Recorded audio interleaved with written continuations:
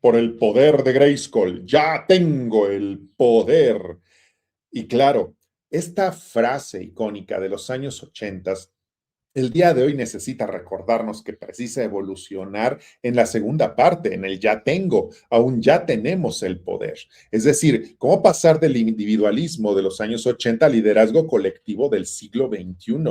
Pero bueno, es importante también decir que, pues, pocas franquicias de la cultura popular de aquellos años lograron combinar con tanto éxito la fantasía heroica, la ciencia ficción, la formación moral infantil, como He-Man y los Amos del Universo. Millones de niños alrededor del mundo eh, eh, pues veían que Eternia no solamente es el escenario de aventuras, sino es un espacio simbólico en el cual había estos conflictos éticos fundamentales donde el valor frente al miedo, la cooperación frente al egoísmo y la responsabilidad frente al abuso del poder se veían en juego en cada uno de los episodios. Y bueno, pues previo a esto hay que reconocer una cuestión. La historia de Masters of the Universe comienza a finales de los años 70, cuando la empresa juguetera Mattel pues busca desarrollar una línea de juguetes, una línea de figuras de acción para niños, varones, que pueda competir con el enorme éxito que tenía Star Wars, que curiosamente años antes Mattel rechazó para su producción. Eh, y también frente a juguetes relacionados con Conan el Bárbaro, la película protagonizada por Arnold Schwarzenegger.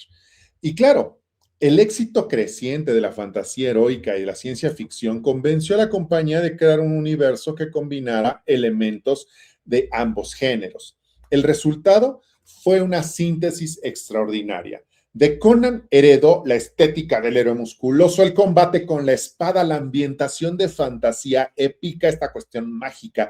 De Star Wars toma la tecnología avanzada, los viajes interestelares, las armas futuristas y la lucha entre el bien y el mal.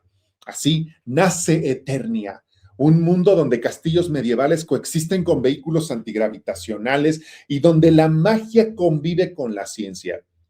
La estrategia comercial fue innovadora.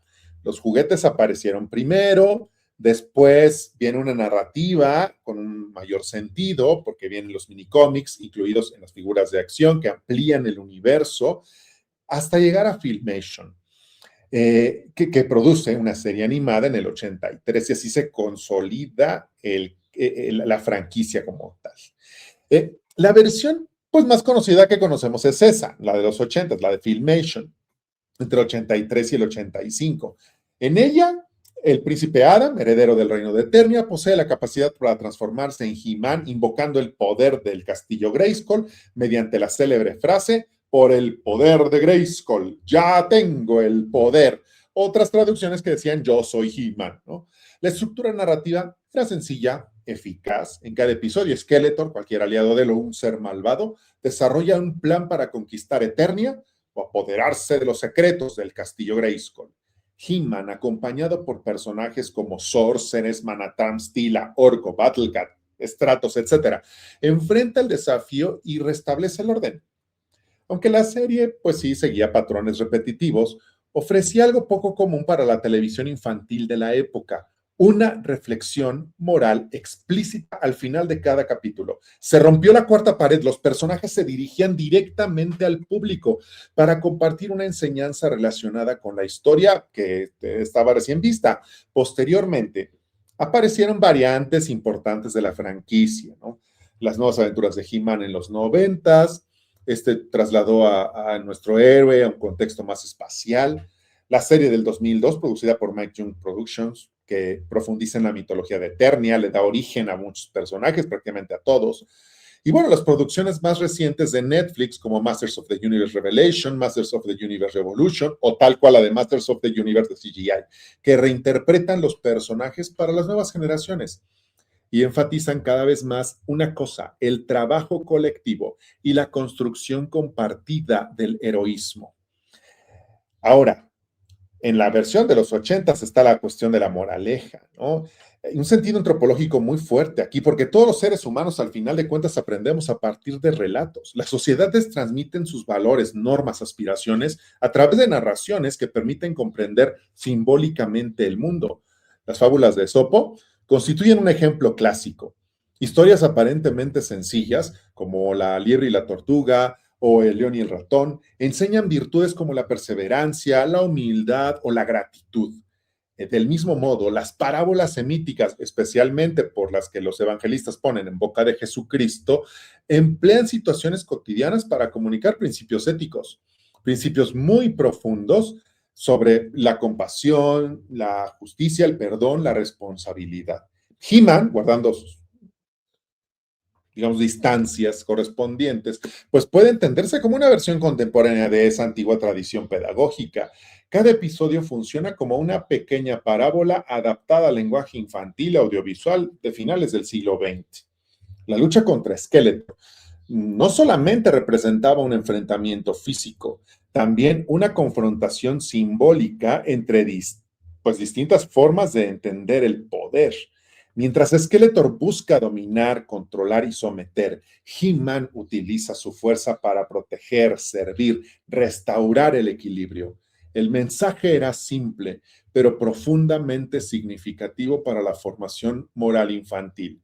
El verdadero poder implica una gran responsabilidad, aunque eso ya lo escuchamos obviamente de Benjamin Parkin, Parker, y también de Jonathan Kent. Primero fue con Jonathan Kent. Pero además de esta cuestión del poder y la responsabilidad, tenemos algo importante. Ya en su spin-off, He-Man, She-Ra, la princesa del poder, la primera versión, pues se tocan temas mucho más fuertes como el secuestro infantil y la corrupción de menores. Bueno, no nada más en la primera versión, también en la última versión de Netflix de She-Ra y las princesas del poder. Hay que recordar que, bueno, pues Adora, hermana gemela del príncipe Adam, o sea, de He-Man, fue secuestrada de bebé y criada por un ejército invasor intergaláctico cuyo líder además conocía el futuro de los príncipes, según lo dice la propia Sorceress en El misterio de la espada. Esta película que fue puente entre las dos series. Esto es muy fuerte. Y bueno, entre los numerosos episodios de la serie, yo destaco dos principalmente. La serie de los ochentas. Por lo que yo descubro, la riqueza que yo descubro en las enseñanzas que nos dan. Y uno es Semilla Maligna y el otro es el Cometa Cósmico. En Semilla Maligna hay una poderosa amenaza vegetal que pone en riesgo a Eternia. Lo interesante de este episodio es que, bueno, la solución no surge de un héroe nada más. El desastre requiere de la combinación de los poderes de Sorceress, He-Man, Skeletor y Orko. Personajes que se ven enfrentados deben de colaborar para alcanzar un objetivo superior. La lección es clara. Existen desafíos tan complejos que ninguna persona puede resolverlos solos. El liderazgo auténtico implica reconocer capacidades ajenas, necesita construir alianzas, coordinar esfuerzos diversos. Y claro, algo similar va a pasar en el cometa cósmico. En pues aquí tienen que hacer nacer un nuevo cometa para que llegue a ayudar a otro cometa a comprenderse a sí mismo, ¿no? Porque de unos cometas gemelos, Skeletor prácticamente destruye uno y entonces se necesita generar el cometa gemelo para poder volver a ser bueno el cometa cósmico.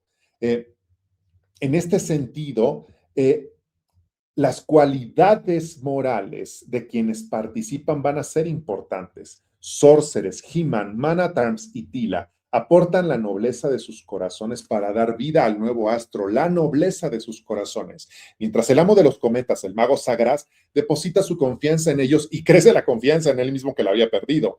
La enseñanza resulta particularmente valiosa. El poder no nace únicamente de la fuerza física ni del conocimiento técnico, surge de la confianza y la generosidad, de la capacidad de creer en los otros. El liderazgo combinado, la cooperación estratégica, la confianza mutua aparecen aquí como elementos indispensables para alcanzar metas que superan los intereses individuales.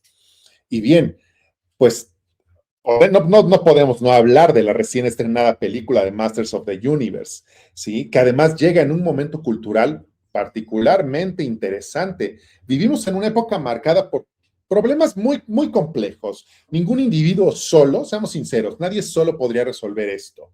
Hay crisis ambientales, polarización social, lo que acabamos de vivir ahorita en la inauguración del Mundial, transformación tecnológica y desafíos globales sin precedentes. Por ello resulta más significativo que las versiones recientes de esta saga pues hayan evolucionado desde la clásica del héroe individual hacia una visión más comunitaria del poder. El centro ya no es únicamente Adam transformándose en He-Man, sino es la red de relaciones que hace posible la defensa de Eternia. Ya se vislumbraba en la serie de los 80, pero ahora es mucho más específico. Desde esta perspectiva, la frase emblemática de la franquicia adquiere un nuevo significado. El antiguo "ya tengo el poder" se transforma progresivamente en "tenemos el poder". No porque desaparezca la responsabilidad individual, sino porque se reconoce que el bien común requiere cooperación, confianza y liderazgo compartido. Quizá esa sea la enseñanza más vigente de He-Man para este tiempo, claro. La verdadera fuerza no consiste en imponerse sobre los demás, sino en unir talentos, construir alianzas y regresar juntos a aquello que da sentido a nuestra identidad. Como todo gran héroe, Adam vuelve para restaurar el orden perdido, pero descubre que ninguna victoria duradera puede alcanzarse en solitario.